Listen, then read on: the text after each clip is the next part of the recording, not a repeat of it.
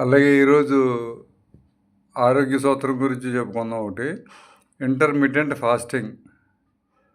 ఇది సత్యనారాయణ రాజు గారు గత 30 ఏళ్ళుగా చెప్తూనే ఉన్నారు. కానీ ఎందుకో అంత ప్రాచుర్యం పొందలేదు.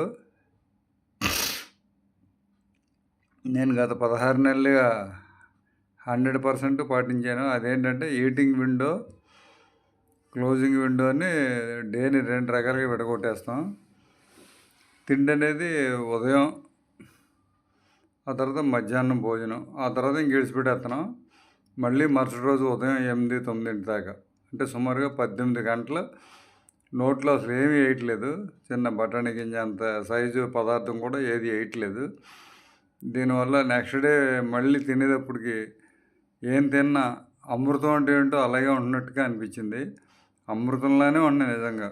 అన్న ఇన్నాళ్ళే ఎంత మిస్ అయ్యాం. 3 పూటలు టైం పాటు లేకుండా తెగ తినేసేవాళ్ళం, చాలా తప్పు అని అనిపిస్తుంది. 18 గంటలు పొట్టకి రెస్ట్ ఇచ్చి ఆ తర్వాత తీసుకునే ఫుడ్ అచ్చంగా అమృతంతో సమానం. Thank you.